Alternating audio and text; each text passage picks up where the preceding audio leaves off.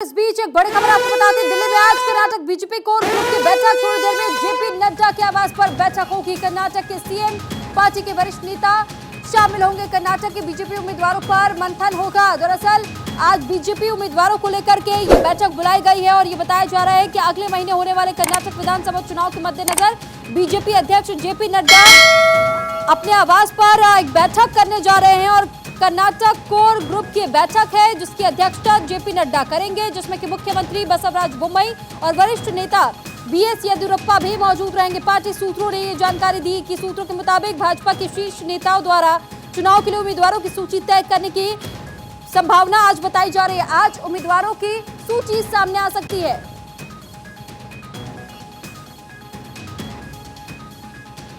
और इस पर ज्यादा जानकारी के साथ आनंद हमारे साथ इस वक्त जुड़ चुके हैं। आनंद, आप इस वक्त जेपी नड्डा के आवास के बाहर मौजूद हैं। ऐसे में क्या तस्वीरें इस वक्त आप वहां पर देख पा रहे हैं? क्या अब एक एक करके नेताओं के पहुंचने का सिलसिला शुरू हो चुका है या अभी समय है? जी, आपको बिल्कुल बताऊं, 10 बजे का निर्धारित समय था जब कर्नाटक कोर ग्रुप की बीजेपी की मीटिंग होनी है। मैं इस वक्त नड्डा जी के घर के सामने ही हूं। आप देख सकते हैं तैयारियां शुरू हो गई हैं। पुलिस ने अपनी बैरिकेडिंग लगानी शुरू कर दी है। सेफ्टी और सिक्योरिटी को देखते हुए पैरामिलिट्री के साथ साथ दिल्ली पुलिस के जवान भी मौके पर है। तो आपको बता दूं कि ये अगर बात करें बीजेपी की कर्नाटक को लेकर तो ये इनकी दूसरी बैठक है। कल देर शाम 7:30 बजे ही पहली बैठक हुई थी जिसमें से सीएम बोम्मई से लेके संगठन महामंत्री बीएल संतोष, अरुण सिंह, खुद नड्डा जी, अमित शाह जी, तमाम बड़े नेता बीजेपी के कोर ग्रुप में बैठक हुए थे और माथापच्ची की गई थी कि कर्नाटक को लेकर बीजेपी लगातार कोई कोर कसर छोड़ना नहीं चाहती। लेकिन अगर बात करें इंटरनल रिपोर्ट में तो बीजेपी को बेहद ही कड़ी चुनौती दे रही है कांग्रेस। उसको लेकर लगातार बीजेपी लिस्ट बना रही है, तैयारियां कर रही है कैसे भी करके कर्नाटक को दोबारा फतेह किया जा सके। तो उसी के जद्दोजहद में एक और बार कोर ग्रुप की बैठक होगी और ऐसे कई नामों पर चर्चा होगी। लेकिन अगर बात करें आज तो इस मीटिंग के बाद कल 9 तारीख को सीईसी है, जो अगर बात करें बीजेपी की तो बीजेपी की सबसे पावरफुल बॉडी है। चुनाव को देखते हुए कल सीईसी की बैठक होगी, उसमें तमाम नाम तय कर लिए जाएंगे और उसके बाद लिस्ट निकाली जाएगी। हो सकता है 9 की रात को या 10 की सुबह को लिस्ट आ जाए, तब उसके बाद फाइनल हो जाएगा कि बीजेपी का कौन सा उम्मीदवार किस विधानसभा से चुनाव लड़ेगा। लेकिन अभी लिस्ट को लेकर संशय बरकरार है। लगातार बीजेपी कोर ग्रुप लगातार इसको लेकर बैठक कर रहा है, नाम फाइनलाइज किए जा रहे हैं। अगर कर्नाटक की बात करें तो येदियुरप्पा गुट और बसवराज बोम्मई गुट दोनों आएंगे और बैठक करेंगे, साथ में समझौता बातचीत होगी और तमाम चीज़ों को लेकर जो कयास लगाए जा रहे थे कि बीजेपी कर्नाटक में सिर्फ टव्वल के चलते उसको बचाने के लिए दोनों गुटों को साथ बैठाएगी, विधानसभा चुनाव में दोनों को साथ उतारेगी जिससे दोनों का समर्थन मिल सके और दोनों ही गुट अपने तौर पर बीजेपी को कर्नाटक में जिताने में सफलता दिला सके। जी ठीक है आनंद, लेकिन पहले से ही जिस तरीके से कई पार्टियों को ये जिम्मेदारी, माफ कीजिएगा, कई ऐसे लोगों को ये जिम्मेदारी सौंपी गई थी कर्नाटक में कि आप उन लोगों का नाम का चयन करें जिनका प्रभाव कर्नाटक में सबसे ज्यादा है और वोकालिंगा समुदाय को भी, क्योंकि साता बेहद अहम हो जाता है। तो ऐसे में उम्मीदवारों की सूची में क्या इस बार वो नाम ज्यादा होंगे जो कि वोकालिंगा समुदाय से जुड़े हुए हों?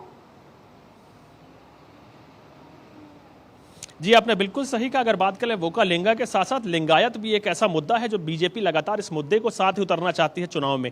अगर बात करें स्टेट की तो कई चीजें रूरल से लेकर ट्राइबल चीजें हैं, जो कम्युनिटी है उससे बीजेपी का खास फोकस है। आपने देखा था इनकी लगातार पॉलिसीज और प्लानिंग में साफ आ रहा है कि SC ST OBC और तमाम चीजों को लेकर फैक्टर्स पर बीजेपी लगातार प्रेशर डाल रही है और अपनी ग्रास रूट लेवल तक जाना चाह रही है, उनको जोड़ना चाह रही है पार्टी से। और देखिए गाड़ी का आने का सिलसिला शुरू हो चुका है। अभी वैसे तो ये नड्डा जी के घर की ही गाड़ी है जो बाहर गई थी, वो लेकर आने, तो आप कुछ देर में देखना शुरू कर देंगे, गाड़ियों का आने का सिलसिला शुरू हो जाएगा। तो इसको लेकर बीजेपी लगातार कोई कोर कसर नहीं छोड़नी और हर वो पॉसिबल चीजें जिससे कर्नाटक में जीत मिल सके, चाहे बात किसी भी कम्युनिटी को हो, जोड़ने को लेकर बीजेपी लगातार तत्पर है। और कर्नाटक पश्चिम का द्वार कहा जाता है, उसको लेकर माफ कीजिएगा साउथ का द्वार कहा जाता है, उसको लेकर पूरी तरह से अडिग है कि कैसी भी हालत में कर्नाटक को जीतना चाहिए और जीतने के लिए 2024 के लिए मोरल बूस्टर के तौर पर कर्नाटक को देख रही है। जी ठीक है, लेकिन इसमें बसवराज बोम्मई और साथ ही येदियुरप्पा का नाम बेहद अहम हो जाता है क्योंकि कहा जा रहा है कि कई ऐसे क्षेत्र जो कि निर्वाचन क्षेत्र से 3 ऐसे संभावित नामों को की सूची तैयार करके और दोनों के पास सौंपी जानी थी कर्नाटक इकाई की तरफ से। लेकिन ऐसे में येदियुरप्पा और बसवराज बोम्मई ये सूची समक्ष रखेंगे जेपी नड्डा के और इस पर अंतिम मुहर बताई जा रही है कि गृह मंत्री और जेपी नड्डा की तरफ से ही लगाई जाएगी। जी, आपने बिल्कुल सही कहा। बीजेपी को एक उम्मीद थी कि जैसे ही कांग्रेस कर्नाटक में कमजोर होगी उसका फायदा बीजेपी को होगा, लेकिन तमाम लोगों ने देखा है कि डीके शिव कुमार और सिद्धार्थ मैया दोनों गुट एक साथ उतर के आए हैं। दोनों की ट्यूनिंग बता रही है कि चुनाव को लेकर दोनों ही नेताओं ने अपना समझौता कर लिया है और कांग्रेस को उसका फायदा उठाया जाएगा। लेकिन इसको देखने के बाद बीजेपी ने भी इसको लेकर एक खासी तैयारियां की है। उनका खुद एक बसवराज बोम्मई का गुट है, उसके साथ सिद्धार्थ मैया येदुरप्पा का गुट है। दोनों गुटों को एक साथ लेकर आ रही है जिससे समझौता हो सके, बातचीत हो सके और किसी भी प्रकार का मनमुटाव ना रहे।